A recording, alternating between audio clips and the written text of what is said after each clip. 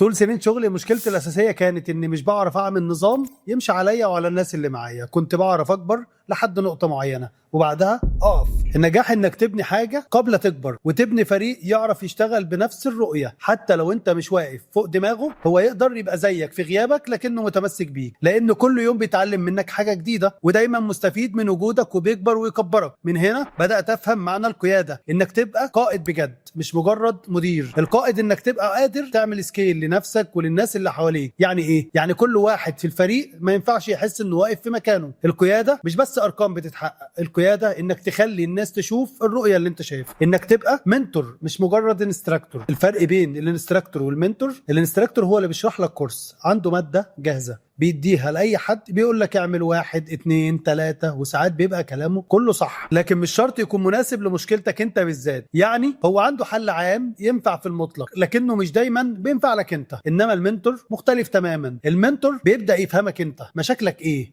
ظروفك ايه نقاط قوتك وايه نقاط ضعفك، وبعدين يبدا يوجهك ويحط لك كل حاجه زي قطع البازل، كل قطعه في مكانها الصح علشان الصوره تكمل. خلينا ابسط لك الموضوع. انت ما ينفعش تروح تشتري عفش وانت مش عارف مساحه اوضه نومك. ممكن تشتري سرير تحفه جدا شكله حلو جدا بس ما يعديش من الباب، او كنبه غاليه جدا لكن لما تدخل الاوضه تسد لك الطريق. هو ده بالظبط الفرق ما بين الانستراكتور والمنتور. الانستراكتور يقول لك السرير ده ممتاز جدا، لكن المنتور يسالك الاوضه مساحتها كام، هتحط فيها ايه غير السرير، حياتك اليوميه ماشيه ازاي، وبعد ما يفهم يقول لك يبقى ده انسب حل ليك. المنتور مش بيبيع لك العفش اللي عنده، المنتور بيبيع لك الانسب اللي عندك انت. اكتشفت ان دوري مش مجرد اني ادي الناس شويه معلومات واقول لهم اتصرفوا، دوري ان كل حد شغال معايا دايما حاسس انه بيتطور طول ما هو ماشي. ما ينفعش يجي يوم يحس انه خلاص ما بقاش بيتعلم حاجه. لو وصل للحظه دي يبقى انت فشلت. المنتور الحقيقي لازم دايما يفتح لك ابواب جديده، يخليك تبص على السوق من زاويه تانية، ونشتغل كلنا مع بعض علشان نوصل للي هم عايزينه وننجح اكبر مع بعض. وهو ده اللي حولني من شخص كان مشكلته في انه مش عارف يبني نظام لشخص بشكل كويس لكن بنى نظام والحمد لله نجح. لما اكتشفت ان غياب المنتور هو اللي وقعني قررت ان اكون المنتور ونجحت. ومع الوقت ومع الشغل والدراسه بقيت مش بس ببيع او ببني علاقات، بقيت ابني مستشارين واستثمر وابني محللين اخليهم يعرفوا يقودوا نفسهم ويفكروا على المدى الطويل. الرحله دي هي اللي صنعت محمد بركات اللي قدامكم دلوقتي، من شاب كان بيدور مين يوجهه لحد واحد من اكبر المديرين في السوق العقاري. وده اللي بيحركني لحد دلوقتي. كل مره ايجنت بيدخل السوق متحمس جدا بس بيتشتت من اول اسبوع. كل يوم هنسمع معلومه وهنسمع نصيحه من هنا ونصيحه من هناك. واحد يقول لك السوق نازل والتاني يقول لك السوق طالع. من غير منتور فاهمك وفاهم انت واقف فين هتلاقي نفسك بتجري في دواير بتجرب كل حاجه ومفيش حاجه بتكمل. وده معناه انك هتضيع وقت وهتخسر عملاء، والاخطر من كده ممكن تفقد ثقه نفسك، لان العميل لما يحس انك مش ثابت على كلامك هيشوفك سمسار عادي، لانك ما اتعلمتش ازاي تحلل السوق صح، ما عندكش ادوات تفهم بيها العميل،